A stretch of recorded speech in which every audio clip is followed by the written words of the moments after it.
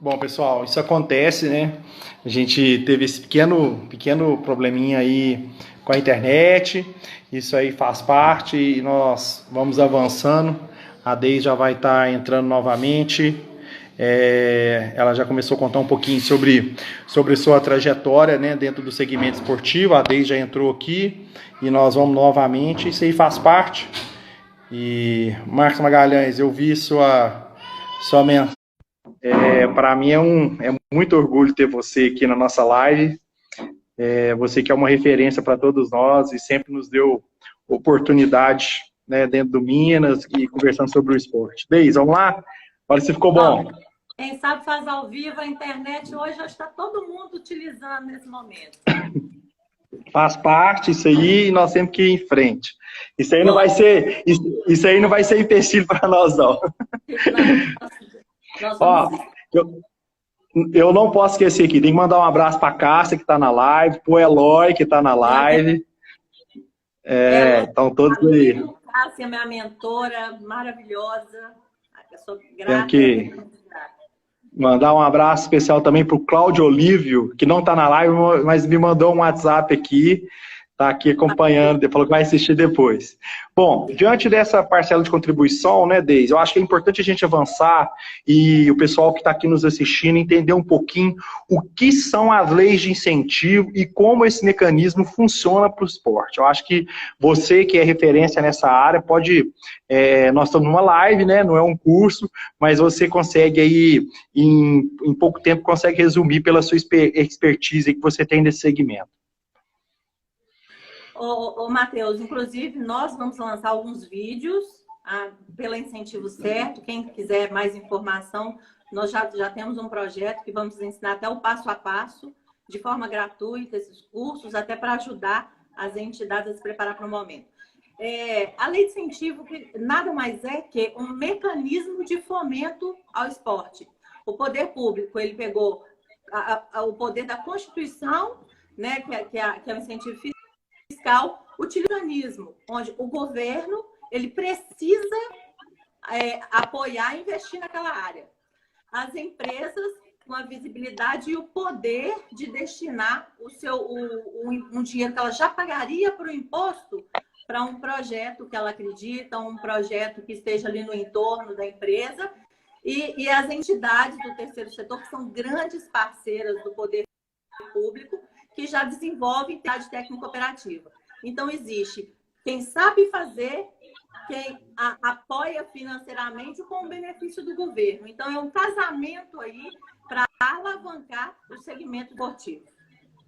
Em que... Deise, e como que funciona um pouco essa engrenagem, assim, os principais pilares para essa engrenagem virar uma realidade dentro do segmento esportivo? Primeiro, as entidades elas precisam se preparar para receber esses recursos, porque esses recursos eles são repassados para a entidade para investir no esporte. Lá fora é até diferente. Então, no fora do país não tem muito essa ligação, esse link com projetos. Mas aqui no Brasil, entra no âmbito estadual, federal, municipal, o estadual tem editais e o federal tem a lei federal de incentivo ao esporte. Então, o que a empresa do terceiro setor ela tem que fazer?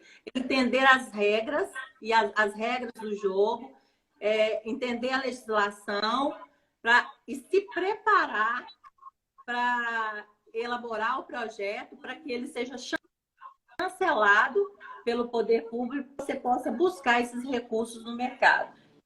Inclusive, esse momento é o momento das empresas, dos clubes e das entidades se estruturarem, principalmente na questão de organização financeira, de gestão, de marketing digital, para que, no momento de retomada da economia, elas estejam preparadas para receber esse recurso. Deise, e é importante a gente entender um pouquinho, porque existe uma diferença, né, nas leis. Por exemplo, a gente sabe que existem as leis estaduais, como, por exemplo, São Paulo, Minas, que me falte a cabeça que Santa Catarina. Algumas leis são diferentes, algumas utilizam ICMS, algumas utilizam IPTU, e a lei de incentivo federal é de empresas de lucro real. Como que funciona esse aporte das empresas nos projetos esportivos? Posteriormente, a entidade estar organizada com os projetos, estar engajada e organizada no seu desenvolvimento técnico operacional, e após a apresentação desse projeto junto ao Ministério e a sua aprovação. Tá, então a empresa já tem a chancela, já tem o projeto aprovado.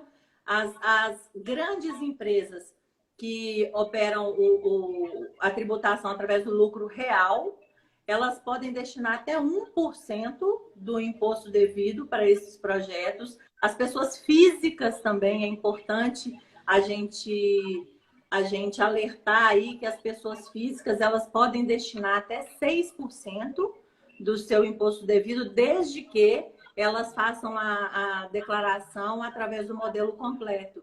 Então, nós temos um universo aí a ser explorado pelas entidades. E a diferença da lei federal e das estaduais é que as estaduais, por exemplo, elas são regidas através de editais, né? Então, a lei federal, ela, de acordo com o PILO, a Receita Federal, ela define ali o valor do orçamento em que os projetos são destinados via renúncia do imposto de renda, e na estadual, 0,05% do orçamento do ano anterior é feito ali um edital para receber projetos e principalmente no estadual, muito voltado para o social. Bem mais voltado para a transformação social, até porque o volume de recurso é menor, então as regras são maiores. Ô, Deise, você está há 13 anos nesse mercado, né? Você disse que começou em 2007, quando a lei foi implantada no Minas Tênis Clube. Você já passou por diversos caminhos aí, diversas mudanças, tanto no Ministério do Esporte, né? Como também a implantação da lei estadual aqui em Minas. No seu ponto de vista profissional, quais os impactos que as leis de incentivo têm contribuído na comunidade esportiva? Matheus, assim, historicamente, se nós acompanharmos aí a trajetória de antes de 2007 e a crescente aí do número de medalhas, né, desse ranking aí dos atletas e até das histórias, nós temos projetos fantásticos, temos a Rafaela, temos vários profissionais, atletas que nós podemos citar aí que foram referência, com esse DNA, que é um celeiro de formação, ele pode ampliar muito e oferecer muito mais aos atletas. E os grandes, a gente sabe do potencial, sabe do trabalho que é feito. O Minas, só na lei federal, foi mais de 57 milhões. O Pinheiro, 107, me parece a última vez que eu verifiquei. Então, assim, é um valor que movimenta e traz mais possibilidades e mais ferramentas para que essas pessoas que já sabem fazer possam trabalhar e aperfeiçoar da melhor forma. Mas eu vou falar de um outro lado, que como eu faço parte do comitê deliberativo da Secretaria de Estado de Esporte no Estado de Minas Gerais. Então, nós analisamos projetos de todos os universos, né? E eu te falo que tem projetos que encantam. Você vê a transformação que o esporte tem na vida das pessoas, o tanto que o esporte impacta, tanto na parte de cognitiva, na parte de concentração, na parte da educação. Então, o esporte, ele tem um grande poder de mudança na vida das pessoas e existem projetos brilhantes que são executados e eu acho que, inclusive, falta visibilidade. Eu acho que precisa mostrar mais. Eu acho que até esse pós-pandemia, com essa conexão toda aí do marketing digital, eu acho que as entidades podem explorar muito mais isso para atrair mesmo as grandes empresas para conectar a marca delas a esse projeto. Odei, sem falar ainda na geração de emprego, né, na área do esporte, né, porque um projeto desse contempla profissionais de uma comissão técnica ou profissionais na área de um projeto de coordenação, treinadores, professores de educação física, estagiários, assistente social, psicologia, né, então várias áreas, né, que você desenvolve um projeto e gera emprego, né, na área dos segmentos esportivos. Eu acredito que eu trabalhei com projetos de lei de incentivo e acredito que esses projetos têm um impacto na comunidade esportiva enorme para o desenvolvimento não apenas do esporte, mas como você mesmo diz, da sociedade como um todo. O Deis ainda até entra dentro dessa visão de clubes, né? E mandar um abraço para o nosso colega Thiago Santana, que acabou de entrar aí na live. Nossa, também. Sou fã, Thiago, muito fã. São muito bons. Do Renan Pereira, que faz parte do marketing do Pato Futsal. Renan, eu te convido a vir bater um papo comigo e com a Deis posteriormente, para você nos ajudar a valorizar as leis de incentivo no quesito entidades do esporte, viu, Renan? Você com o seu conhecimento aí interno, tanto no Pato como no internacional, você poderá contribuir conosco. Deis, como que tem sido a sua visão em relação à organização dos clubes, né? E aí eu gostaria que você dividisse esses clubes em duas situações, né? Os clubes grandes, os clubes como Minas, Pinheiros, mas também os clubes do interior, os projetos do terceiro setor do interior, como que você tem visto essa preparação para receber esse tipo de projeto dessas entidades esportivas? Primeiro, Thiago, grande abraço, sou muito fã, ele faz um trabalho maravilhoso. Mas, enfim, nós estamos falando de universos muito diferentes. Nós temos aí mais de 820 mil instituições. E vou te falar que, assim, nós temos os grandes clubes que são referência, que se prepararam, mas nós temos também grandes clubes que fizeram algumas coisas que não estavam dentro do regulamento. E né, de certa forma, são punidos por isso. Então, eu acho que o saber não tem limites, eu acho que não existe receita pronta, o que existe são normas e regras que devem ser seguidas, tá? Então, por exemplo, os grandes clubes, eles têm uma visibilidade maior, então eles têm uma estrutura melhor, eles têm um RH melhor, tem um corpo de apoio maior. Então, por isso, até essa concentração de recursos, às vezes, porque eles se prepararam e têm condições. Os clubes menores, eles têm receitas.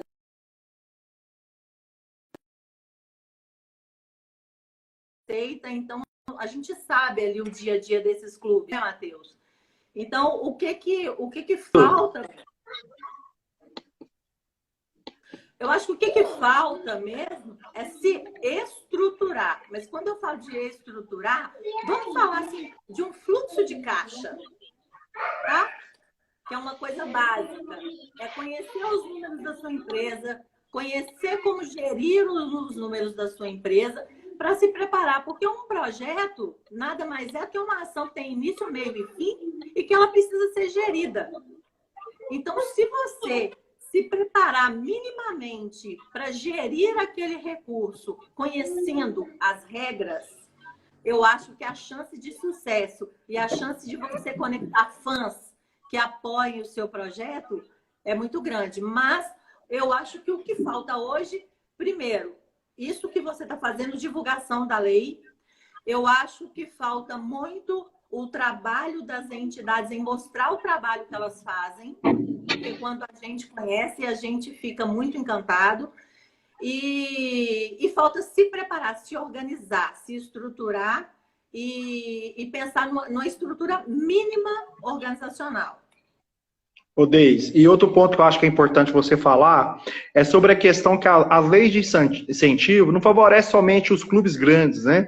Ele favorece o esporte, ele é bem democrático, porque mesmo que você tenha um projeto pequeno, mas que você consegue seguir as normas, as regras, né, que são estabelecidas pelos mecanismos da gestão pública do esporte, e você consegue desenvolver esse projeto, você consegue também desenvolver um projeto na lei de incentivo, né? Então, não é apenas para os grandes, é também para todos, né? É um processo bem democrático, eu acho bem interessante. Eu queria que você falasse um pouco sobre isso, né? Porque tem hora que a gente foca muito no projeto olímpico, no projeto do atleta, do alto rendimento, dos treinadores de ponta, mas tem o outro lado, você mesmo disse agora há pouco da beleza dos projetos que tem, você que analisa projeto hoje aqui em Minas, faz parte da comissão, dos projetos que desenvolvem o esporte social.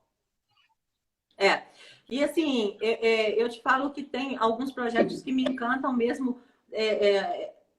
Uns dias atrás, eu até citei isso na reunião do comitê, eu conheci um projeto que ele é na periferia, é um projeto assim que a sede entra só o presidente e mais um, nós fizemos uma reunião na calçada e de repente a comunidade inteira, um engajamento, uma organização, eles tinham tudo catalogado, todos os voluntários,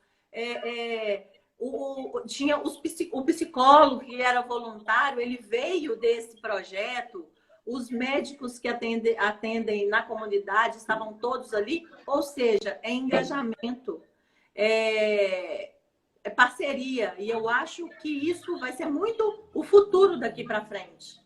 Principalmente, que as pessoas têm que se conectar e se apoiarem, e eu acho que ganha todo. A lei de incentivo ela é um mecanismo para financiar um trabalho de uma comunidade, o engajamento de pessoas para o bem comum. Então, eu acho que isso ele precisa ser bem explorado de forma organizada. Deis, e dentro dessa linha, a gente até avançando um pouco, né? Como é o procedimento da entidade do esporte, seja ela grande, seja ela pequena, qual que é o tripé para que ele possa apresentar esse projeto dentro ou do Ministério do Esporte ou da Secretaria do Estado? Qual que é o caminho aí que ele precisa seguir nesse primeiro momento? Ele tem que ter no mínimo 1 ano, né, de funcionamento, está totalmente regular com os órgãos municipais e estaduais, no âmbito municipal, federal e estadual. Deve ter capacidade cooperativa, né, para operar aí o projeto e estruturar um projeto com escopo, com cronograma, com a metodologia. Então, o que a entidade tem que fazer? Acho até que essa é até uma grande dica que a gente pode dar. A entidade, hoje, ela parar e pensar qual que é a minha situação atual, o que eu preciso, né? O que eu sonho, o que eu posso alcançar e começar a estruturar projetos.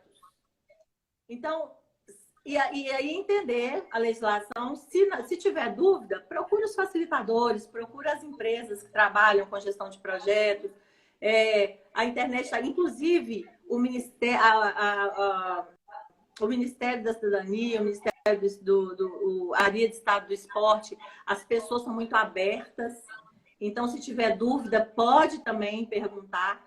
Né? Então, assim, às vezes tem algum congestionamento aí para contactar, mas eles são muito abertos, inclusive para orientar. Então, eu acho que o momento é entender as possibilidades, adequar seu estatuto, que é a primeira coisa. Então, tem lá as regras básicas do Código Civil. Você vai pegar o seu estatuto, vai pegar a legislação e olhar o que ainda não está adequado, alinhar, preparar a sua estrutura para que você tenha capacidade de entrar com esse projeto. E aí sim, aí você vai colocar ele no papel, dentro das normas, ele vai tramitar nos órgãos, vai ter a chancela e você vai ter aí um certificado para iniciar o seu processo de captação, lembrando que a internet será grande aliada. Hoje nós temos muitas empresas buscando projetos sociais. Bom, ô Deise, vamos aproveitar, vamos deixar, fala para o pessoal sobre a questão do seu Instagram, que eu estou vendo várias perguntas, mas nós traçamos nós dois aqui alguns cases para a gente conversar. Fala seu Instagram para o pessoal, que o pessoal também poderá estar te enviando, né? Poderão te enviar essas perguntas também no seu Instagram pessoal, pode ser? Pode ser através do Chaves Deise. E tem também o site da Incentivo Certo, que eles podem entrar e tiver qualquer dúvida, a gente está pronto para esclarecer, para responder. Ótimo, Deise. E como que é a relação com as empresas, né, possíveis patrocinadores desses projetos de lei de incentivo? Repete, por favor, que falhou, Matheus. Como é o procedimento em relação às possíveis empresas patrocinadoras desses projetos esportivos? Matheus, as empresas, o interesse das empresas, na maioria dos casos, é a preocupação a preocupação que a empresa tem com o social, a importância que a empresa dá para os trabalhos sociais e ela associar a marca dela de forma nobre, sem custo nenhum, porque não custa nada para a empresa. Ela vai deixar de pagar o imposto que ela pagaria para o cofre público e vai direcionar esse dinheiro para um projeto que vai impactar vidas no entorno lá de onde ela está instalada e no Brasil como todo. Então, ela entender que ela está transformando vidas e associando a marca dela a esses projetos a custo zero, que é o mais importante. Deise, e dentro dessa linha, né, das empresas, nós temos que contar para o pessoal também que está nos assistindo, que nós somos com audiência bacana, que não é simplesmente só pegar o dinheiro, né? Nós também temos a questão da prestação de contas. E é aí que enrola muita gente, né? Como que funciona essa prestação de contas, quais as responsabilidades que essas entidades que captam esse recurso, quais são os procedimentos que elas precisam adotar, né, nessa rotina de execução de projeto. Matheus, eu acho que a grande falha é essa, porque o que eu vi muito ao longo dos anos é a gente sabe que existe isso, é o copiou, colou, apresentou o projeto, foi aprovado. Ok. Só que não se preparou, como nós falamos, para a execução, as falhas acontecem. Então, se você não conhece os números, não analisou para tomar uma ação, você vai ter problema ao longo do tempo. Nós temos exemplo agora da pandemia. Pararam os campeonatos, pararam tudo. E aí? Qual a tomada de decisão? Então, você tem que ter um plano B, você tem que criar estratégias para executar aquele projeto, para atingir aquele objetivo do seu projeto. E você tem que monitorar, criar processos. Por quê? Porque, olha, eu vou te falar que eu sempre desenhei. Eu desenhei mesmo fluxos, como receber uma mercadoria, foto. Você tem que documentar tudo, porque o dinheiro ele é público. Né? O dinheiro, você tem que... Chegou uma mercadoria, eu tiro foto da nota, porque ali vai ser um espelho de tudo que você executou. Você vai estar apresentando para a sociedade e apresentando para o governo o que você se propôs a fazer. E o mais interessante é que, assim, eu no Ministério do Esporte, quando eu pegava projetos para analisar, processos gigantes.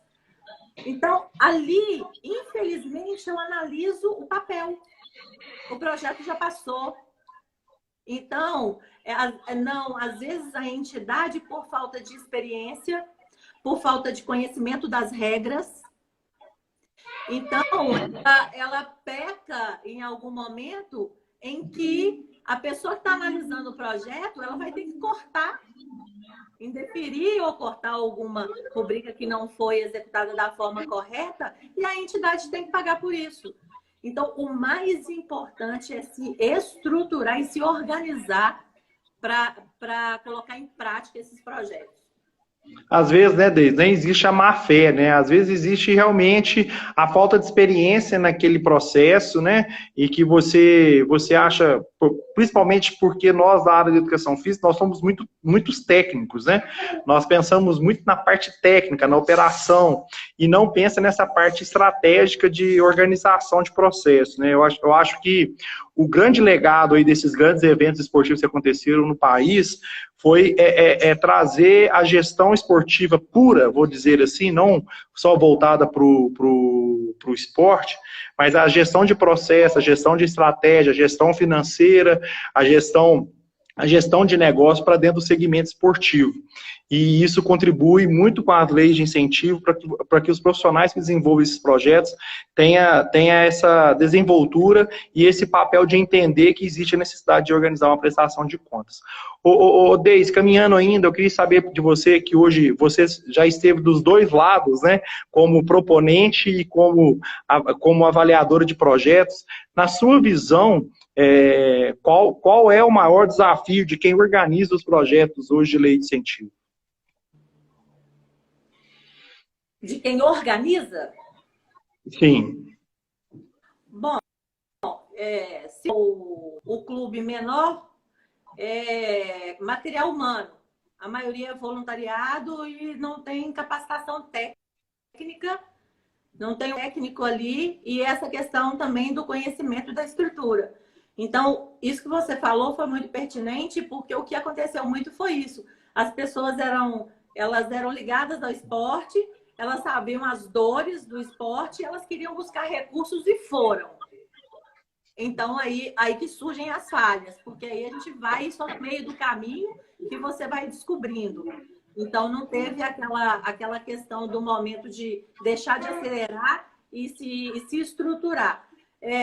O grande desafio dos pequenos é isso, é não ter isso estruturado, isso claro, e dos grandes, eu acho que a dificuldade eu acho que a maior dificuldade geral é a captação.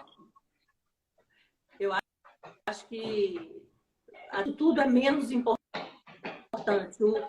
O grande desafio de todos, principalmente dos menores, é a captação de recursos. Deise, a gente sabe do seu envolvimento com o setor de contabilidade. Você acredita que existe uma certa resistência ainda dos contadores em relação à captação a viabilidade de recursos para a lei de incentivo? Eu não acho que existe resistência, eu acho que existe falta de informação. Então, é isso que a gente vem fazendo. Nós fizemos, eu faço parte do grupo de estudos técnicos do terceiro setor. Nós fizemos um fórum no EBMEC e nós levamos esse assunto. Eu acho que, inclusive, isso pode ser uma outra fonte de recurso para o contador também, né, em parceria, porque eu acho que falta muita falta de divulgação mesmo da lei, de entendimento. E de todas as pessoas entenderem o grande potencial de desenvolvimento social que possui esses mecanismos. Deise, você citou agora há pouco em relação à questão das empresas, né? A gente tem visto empresas, principalmente de grande porte, e que tem um perfil tributário, que podem aportar esse tipo de recurso nos projetos incentivados. Mas a gente tive há 1 ano e meio atrás com o Paulo Lúcio, lá do Pinheiros, que é um tremendo profissional e estudioso. Estudioso do segmento de lei de incentivo, e ele me mostrou alguns estudos, e dentro dele tem muitas empresas ainda que poderiam contribuir por meio da lei de incentivo. O que você acha que falta para que esses projetos possam aproximar dessas empresas? Porque dentro de um cenário, principalmente agora, o esporte ele vai precisar de recursos, o que você acha que esses proponentes devem fazer aí para aproximar dessas empresas? Primeiro, o Paulucci é o profissional que eu mais admiro na área, é um grande estudioso, eu acompanho todas essas análises dele. Um abraço, Paulucci. Eu acho assim que nós estamos muito aquém do potencial. Se você for comparar, por exemplo, 2018, a Lei Rouanet, ela movimentou mais de 1,3 bi, né? É claro que ela está mais estruturada, ela tem mais tempo, enfim, tem uma maturidade maior. Eu acho que nós estamos no caminho dessa maturidade. Só que eu acho que uma coisa também que impacta muito as prestações de contas de alguns projetos, eu acho que precisa acelerar isso. Acho que o Ministério precisa de dar esse retorno para a sociedade. E eu acho que assim, tem que ser melhor trabalhada a forma de divulgação da utilização desses recursos. Porque o brasileiro, ele mas quando ele conhece, ele apoia, existe o envolvimento, existe o engajamento. Eu acredito que a falha seja realmente na comunicação, divulgação do mecanismo e principalmente no benefício que esse mecanismo traz para Ô, Deise, e como que você observa a questão, por exemplo, uma coisa que a gente vem discutindo muito aqui nas lives, sobre os projetos de futsal, sobre os projetos de futebol, e infelizmente a gente tem visto os clubes não conseguindo aprovação desses projetos, por muitas vezes pela dificuldade de documentação. Como que você tem visto, assim, qual que é o olhar, se existe uma saída para esses clubes, se você que já esteve do lado do Ministério, que você hoje faz parte dos projetos incentivados, se existe uma possibilidade de saída para esses clubes de camisa que desenvolve base, captar esse tipo de recurso?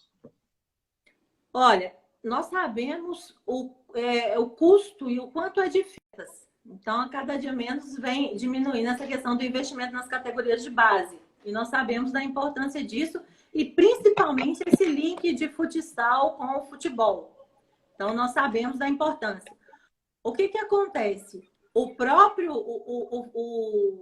A modalidade do futebol, ela vem sofrendo evolução e entra também em toda essa questão de estruturação. Os próprios estatutos são falhos. Acho, Matheus, que tudo isso vem com essa transformação de compliance, de transparência, porque eu te falo com muita propriedade que os trabalhos realizados dentro do Cruzeiro via lei de incentivo, graças a Deus ele tem até a chancela, ele foi aprovado, mas a gente que está na linha de frente, você sabe que está utilizando a coisa da forma correta, só que quando envolve o futebol, a gente sabe que precisa de mais transparência. A gente sabe que falta um envolvimento maior da diretoria, dos próprios conselheiros, enfim. Nós temos, vamos falar aí, por exemplo, do Cruzeiro. São 9 milhões de torcedores apaixonados que deixariam de pagar o imposto para o governo para destinar esse recurso para o time que ele é apaixonado, para desenvolver projeto social, para desenvolver outras modalidades, o futebol feminino, o vôlei, o judô. Eu acho que é o esporte como um todo. Ou seja, é uma entidade totalmente estruturada, que tem a capacidade de desenvolver várias modalidades no esporte, mas precisa de trabalhar essa parte organizacional, que é uma falha de uma grande maioria dos clubes brasileiros. Ô Deita, eu vou pegar aqui a pergunta do meu xará Matheus. Ele faz o seguinte: quais as estratégias que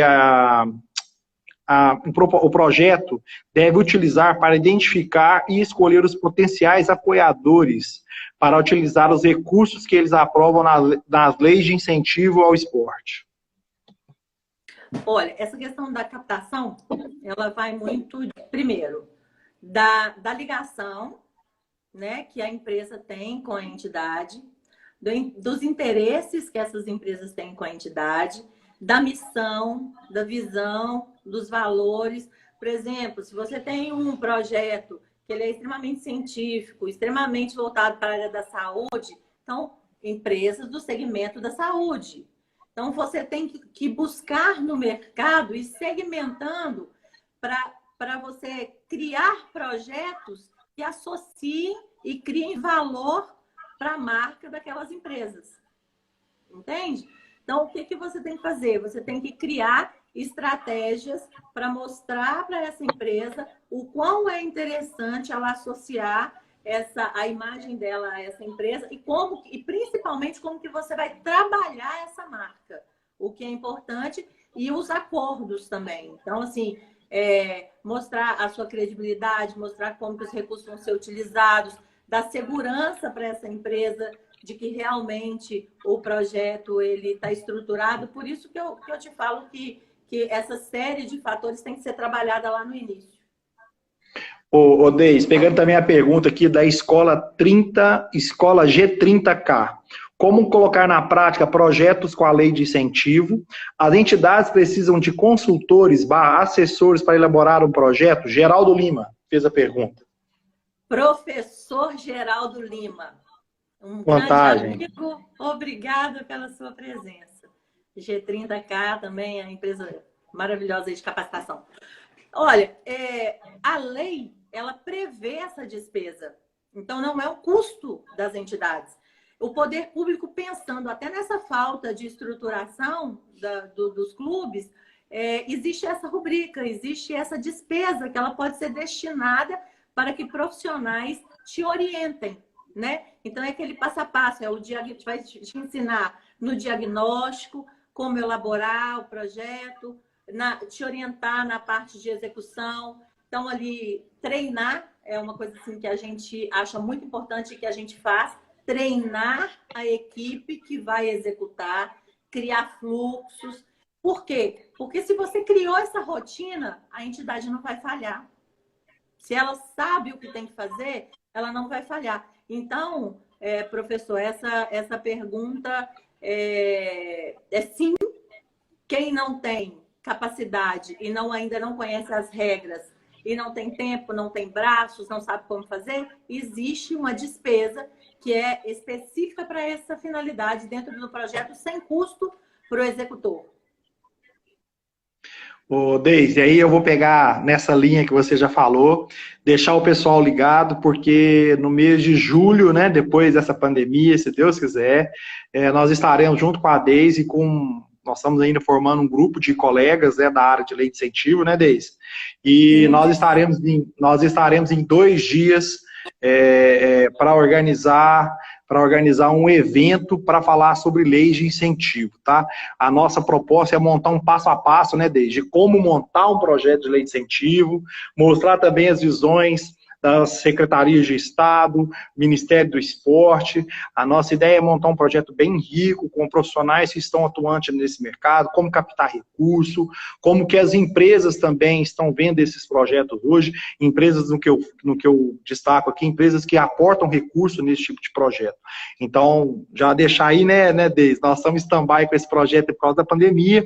A ideia era fazer agora no início de junho, mas devido à pandemia a gente está prorrogando ele para o final do mês de julho. A gente vai estar anunciando nas nossas redes sociais, tanto na minha, tanto na Deise aqui.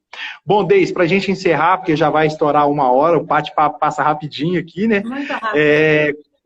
Como você acredita que será a importância das leis de incentivo ao esporte pós-pandemia? Existe um mundo antes e pós, com certeza. Eu acho que a saúde vai precisar muito, né, de investimento.